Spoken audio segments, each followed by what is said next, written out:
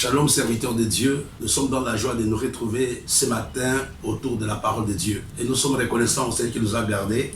Depuis mardi que nous sommes partis de notre ville. Nous sommes partis de Douala depuis le mardi 15 et nous sommes arrivés depuis hier à Port-Gentil pour prendre part au programme de l'établissement apostolique de l'apôtre Gatien.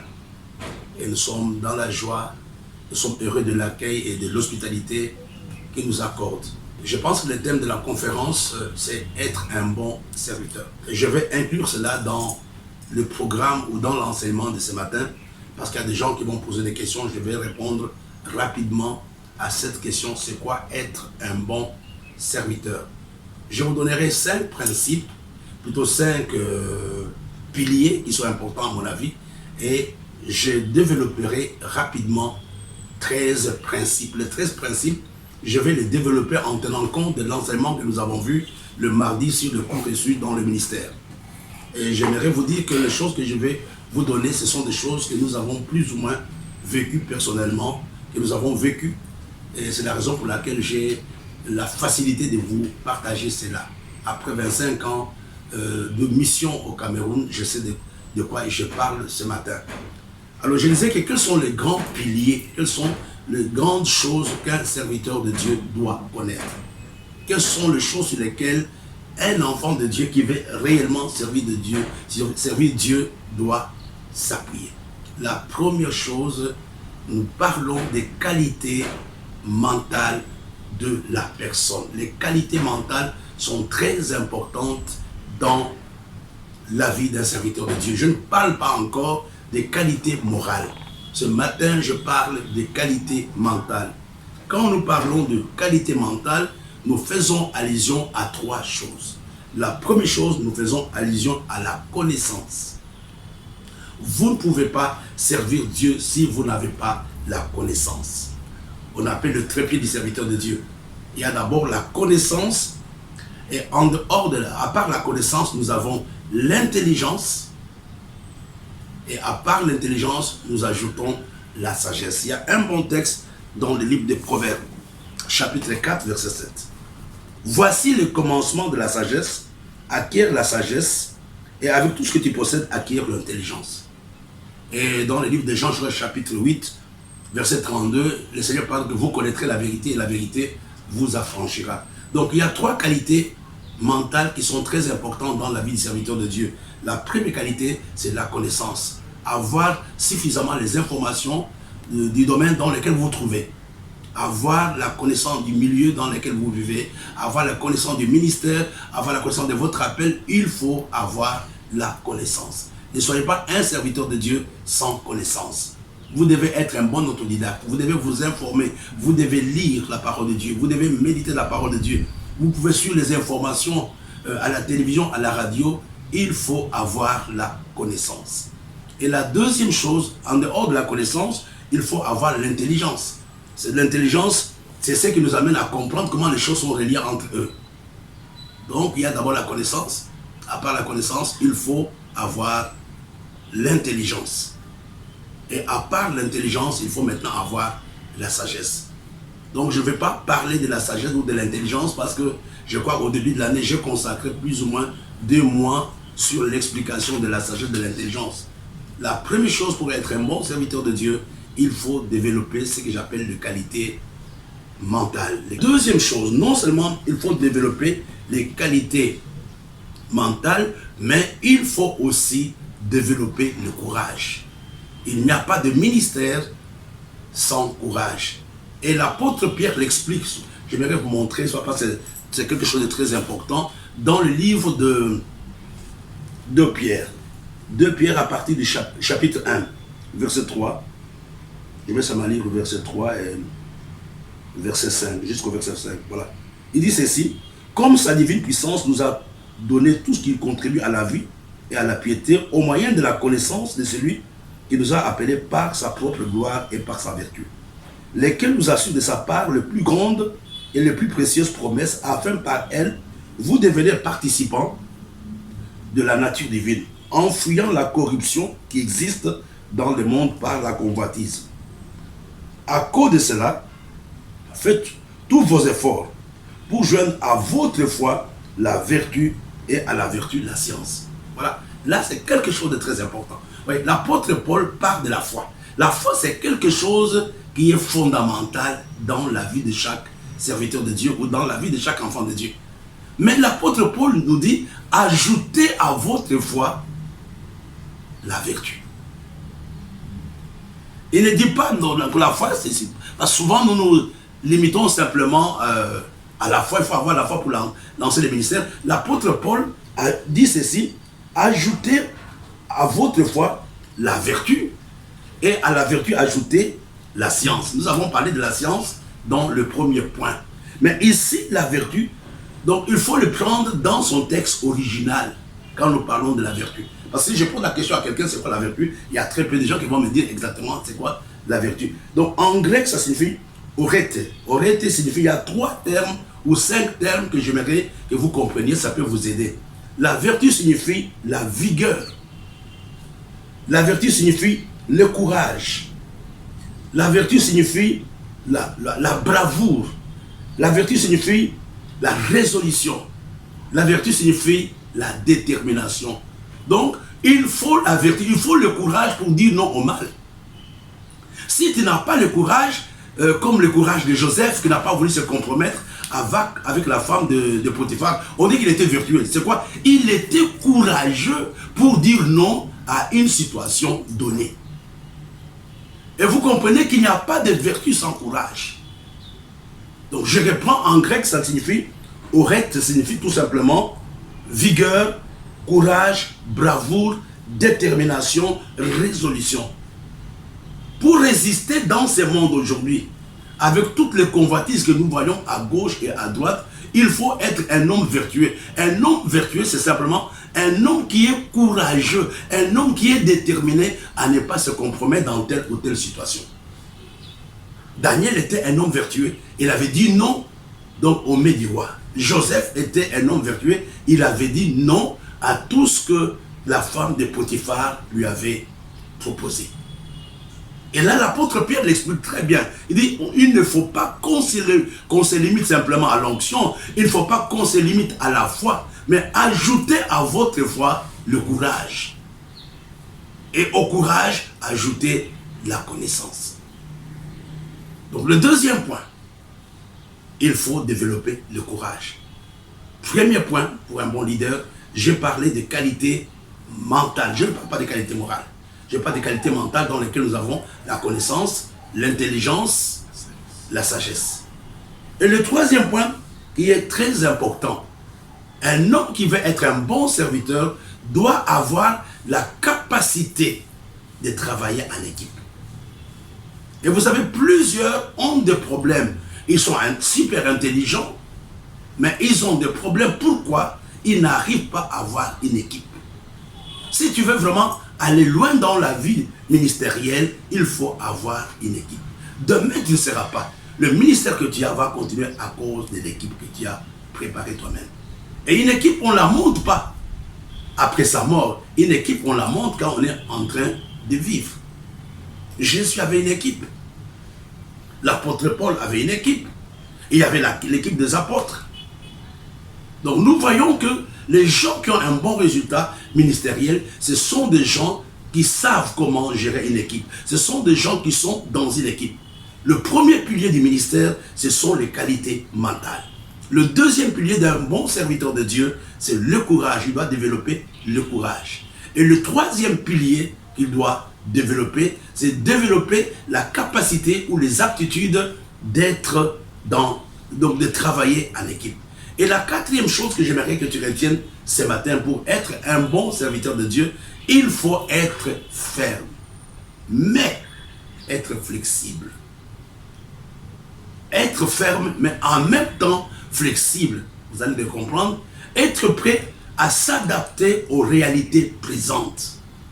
Beaucoup de gens ne réussissent pas, c'est parce qu'ils ne savent pas s'adapter au contexte actuel. Aujourd'hui, nous voyons par exemple avec l'arrivée de l'Internet. J'ai un ami qui m'a appelé la semaine passée quand j'étais à Douala. Il me disait, je ne connaissais pas, c'est un Français, je n'aimais pas l'Internet, ça ne me disait pas grand-chose, mais le confinement m'a amené à me mettre à l'Internet et nous avons pu gérer l'église grâce à l'Internet. Il s'est adapté à une nouvelle réalité. Et c'est ce qui nous manque souvent. Donc j'ai déjà décidé, mais il y a des choses, en tant que missionnaire, en tant que serviteur de Dieu, tu dois t'adapter à certains contextes. Tu veux faire la Sainte Seine dans un village, mais il n'y a pas de pain. Il n'y a pas de vin. Comment tu vas faire? Tu vas t'adapter aux réalités. Tu vas peut-être prendre le magnon, tu vas prendre, je ne sais pas, le vin de Pâle ou n'importe quoi pour pouvoir le consacrer au Seigneur. Ce sont des symboles. Un bon serviteur de Dieu est un serviteur flexible. Je ne suis pas dit qu'il doit être malléable, mais il doit être flexible. C'est cette capacité que nous avons de nous adapter aux changements qui arrivent. Il y a beaucoup de choses qui arrivent. Et si tu n'as pas la capacité d'être flexible, les choses peuvent te détruire. C'est très important d'être flexible. T'adapter aux données que tu as aujourd'hui. T'adapter aux réalités présentes. T'adapter à l'évolution de la société. Je n'ai pas dit d'imiter la société, mais je m'adapte. Et tu comprends, il fallait que l'eunuque éthiopien monte dans le char. Il fallait que Philippe monte dans le char de l'eunuque éthiopien. Il y a des endroits, mon frère, si tu ne t'adaptes pas, tu ne peux pas donner l'évangile. Les gens te diront non, nous voulons être... mais aujourd'hui, si tu n'es pas avec tous les réseaux sociaux, il y a des gens que tu ne peux pas atteindre. Il y a des gens qui ne viendront jamais dans ton église. Il y a des gens que tu ne peux pas voir. Pourquoi? Tu ne t'es pas adapté aux réalités présentes. Et j'aimerais nous dire que nous adapter, je me rappelle, il y a quelques années, j'étais élève. J'avais fait... Donc mon lycée, c'était dans une province de la RDC. J'étais à Kamina, j'étais au lycée. Mon professeur de physique nous avait dit que quand on avait créé, parce qu'il était présent, le jour qu'on avait inauguré les trains entre Bruxelles et Liège, les gens, les fermiers se sont révoltés en disant, à cause de ces courses, le lait va changer en fromage, parce que le fromage vient du lait. Les gens n'étaient pas d'accord avec le gouvernement à cause du train, que toutes les secousses-là peuvent déranger donc les laits frais qu'on doit donner. Et vous comprenez, frère, le changement fait toujours mal. Mais il faut être capable de s'adapter. Jésus a vécu sur cette terre comme un homme. Il s'est adapté aux réalités. Je ne parle pas de la compromission, mais je parle d'être capable, d'être sensible aux changements qui arrivent. Aux changements qui arrivent. Et si vous n'êtes pas capable de vous adapter, vous serez démodé. Les autres aujourd'hui, ils gagnent les âmes sur Internet. Aujourd'hui, les autres personnes, ils gagnent les âmes sur les réseaux sociaux, sur les Twitter. Mais toi, tu dis que non, moi je ne passe pas du Saint-Esprit. Tu seras dépassé par les réalités présentes. Tu vois, alors je mérite que tu comprennes que le troisième pilier, c'est la capacité, le quatrième pilier plutôt, la capacité d'être ferme, mais flexible. Quand je parle de flexible, c'est cette capacité que nous avons de nous adapter aux changements qui arrivent. Et le cinquième point, pour terminer, il ne faut pas simplement nous contenter de notre position de serviteur, mais il faut surtout nous contenter du rendement. Est-ce que ce que je fais produit? Il ne faut pas seulement qu'on soit là, dis non, je suis pasteur, je suis évangéliste. Est-ce que la position que tu as a un rendement? Là, c'était un rappel que j'ai voulu donner par rapport à la question qui m'a été posée, c'est quoi être un bon serviteur? Pour être un bon serviteur, il faut développer les qualités morales, les qualités plutôt mentales, la connaissance, l'intelligence, la sagesse. Il y a des choses que tu vas gagner parce que tu es un homme sage. La sagesse va t'amener à éviter certains conflits inutilement. La sagesse va t'amener à te taire dans certaines situations. La deuxième chose, j'ai parlé de développer le courage. Je vous ai dit qu'au départ, le mot vertu provient du terme grec qui signifie courage, détermination. Et l'apôtre Paul dit, ajoutez à votre foi la vertu, ajoutez à votre foi le courage, la persévérance, la détermination, la résolution. Et je parlais au troisième point qu'il faut être capable de travailler avec une équipe. Si tu n'as pas cette équipe, tu peux la constituer. Et la quatrième chose, j'ai parlé d'être ferme, mais flexible. Et la quatrième chose, la cinquième chose, j'ai parlé de mettre l'accent non sur la position, mais mettre l'accent sur les rendements. Je voudrais ici, rapidement, si on ne finit pas aujourd'hui, donc je vais vous donner 13 principes d'un bon leader. 13 principes d'un bon serviteur de Dieu. Et là, ce sont des choses que je dirais à partir de l'enseignement que j'ai donné le mardi passé. La première chose, ne laissez pas tomber quand les choses se compliquent dans votre vie. Ne vous arrêtez pas, n'abandonnez pas, même si tout se lève contre vous.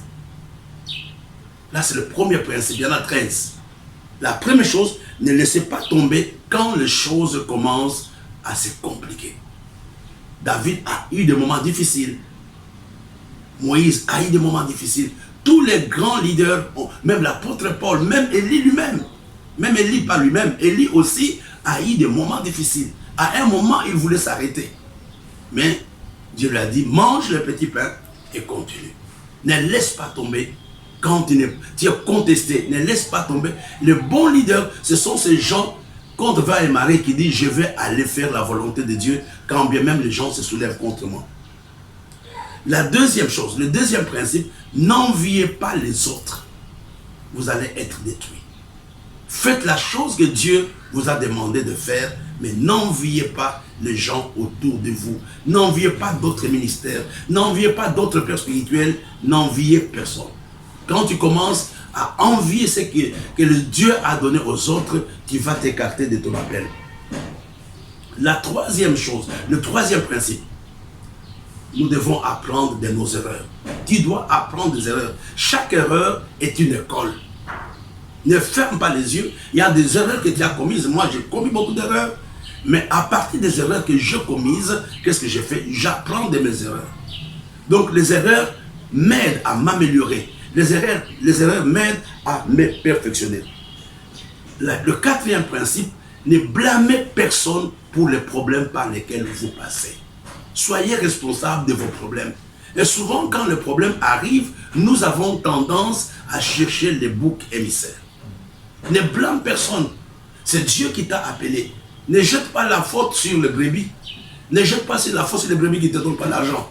Ne jette pas la faute sur le gouvernement. Ne blâme personne par rapport aux problèmes par lesquels tu es en train de passer. Le cinquième principe, apprends à prendre les risques. Il faut prendre des risques pour faire certaines choses. Si tu ne prends pas les risques, il n'y a rien qui peut arriver dans ton leadership. Il n'y a rien qui peut arriver dans ce que tu es en train de faire. Être capable de prendre des risques. Jésus a pris les risques. Tous les grands hommes que vous connaissez, Abraham a pris les risques. Il est parti dans un pays qu'il ne connaissait pas. Il y a quelques jours, j'ai posté sur ma page Facebook la petite photo qu'on m'avait prise. Quelqu'un me dit, mais est-ce que tu avais peur en te voyant sur la photo? Oui, un peu peur. Moi, je ne connaissais personne. Je ne connaissais personne dans la ville. Je ne connaissais personne dans les studios. Bon, c'est là où on m'avait pris cette photo-là. Vous comprenez que si vous ne prenez pas de risques, vous ne pouvez pas évoluer. Être prêt à prendre le risque, mais en comptant sur le Seigneur. Pierre avait pris le risque en disant à Jésus, je vais marcher sur les eaux. Il a marché, mais quand il a commencé à regarder son environnement, Pierre a commencé à se noyer. Le sixième point, faites preuve de la patience. Donnez le temps au temps. Si les choses ne marchent pas aujourd'hui, ce n'est pas la raison pour laquelle tu dois t'arrêter. Ce n'est pas la raison pour laquelle tu dois changer le programme. C'est Dieu qui l'a dit, au temps convenable, tu vas manger le fruit de ta patience. Donne le temps au temps. Fais preuve de la patience. Le septième principe qui est très important, il faut te détacher de ton passé. Ne pense plus aux événements passés. Le passé t'a fait beaucoup de mal. Le passé est un pédagogue pour toi. Mais ce qui est important, sois focalisé sur ton futur. Quand tu commences à regarder au passé, la Bible nous dit dans Ésaïe, ne pensez plus aux événements passés.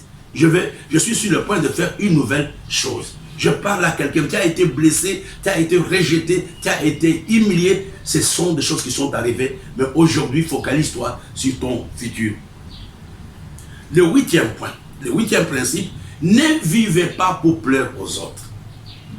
Vous pouvez faire plaisir aux autres, mais ma vie, je ne vis pas pour plaire à quelqu'un. C'est Dieu qui m'a appelé. Si tu n'es pas d'accord avec ce que je fais, c'est ton problème. Ne pensez pas que vous aurez l'unanimité de tout le monde. Vous n'aurez jamais l'unanimité de tout le monde. De la même manière que toi, tu n'es pas d'accord avec tout le monde ne sera jamais d'accord avec toi. Donc, ne vis pas pour plaire. Quand tu veux vivre pour plaire à quelqu'un, il faut peut-être plaire à sa femme et à ses enfants, mais si tu veux plaire à tout le monde, tu seras dans le compromis. Il y a des gens qui marchent avec le pied gauche, d'autres avec le pied droit, mais si tu veux imiter les deux, là, tu vas tomber, tu vas faire des coups en jambes et tu vas pouvoir tomber. Le 9e point, ne résistez pas au changement. Les changements arrivent, comme je l'ai dit tout à l'heure au début de cette émission, il faut t'adapter au changement. Il y a des innovations, il y a de nouvelles technologies qui arrivent. Il faut voir comment ton église peut aussi incorporer cela dans le programme. Pourquoi pas inviter des gens pour donner un cours d'informatique un dimanche ou un samedi aux gens de l'église pour leur montrer l'importance de travailler sur les réseaux sociaux. Mais malheureusement, tout ce qui arrive, nous avons tendance à croire que c'est diabolique. Non, il y a des choses, c'est Dieu qui donne l'intelligence. Nous pouvons exploiter aujourd'hui l'Internet pour gagner les âmes. Donc ne résistez pas au changement qui arrive. Le 10e point, qui est très important, apprenez à être seul. De quoi je parle? Je n'ai pas dit qu'il faut chercher la solitude. Il y aura des moments où vous serez rejetés. Il y aura des moments où les gens vont vous abandonner, que cette situation-là ne vous trouble pas. Le Seigneur a un moment à être seul. Le grand leader, à un certain moment, sont seuls. Apprends à être seul. Être seul développe en toi l'esprit de créativité. Être seul développe en toi l'esprit d'indépendance. Donc il y a des moments où tu es seul.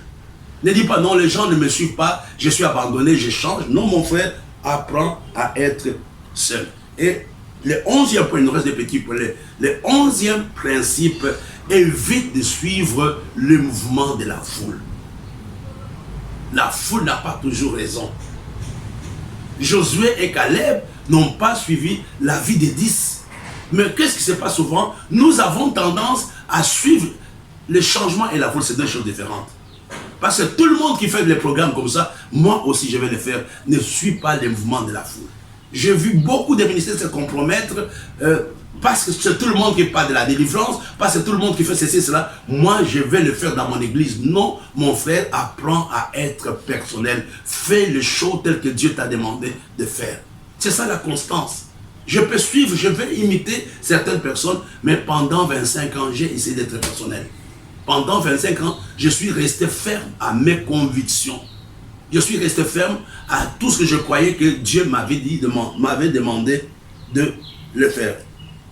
Alors, soyez optimistes. Ne vous attendez pas au mal. C'est le 12e point. Ne vous attendez pas au mal. Soyez optimistes. Aujourd'hui, les choses ne marchent pas. Ne pensez pas que ça sera comme ça tous les jours. Non, c'est une saison par laquelle tu passes. Sois optimiste, mon frère. Sois optimiste, mon frère. Et prie pour que Dieu t'aide à ne pas tomber dans la procrastination. Ne rêve pas au lendemain ce que tu peux faire aujourd'hui. Et c'est un grand problème que nous avons dans nos églises.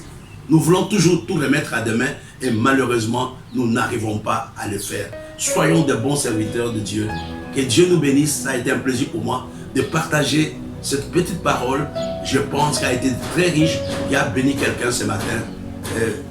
Ma prière, que Dieu nous bénisse et ayez un très bon week-end. Et j'en profite pour saluer aussi l'église des Douala. Que Dieu vous bénisse. Amen.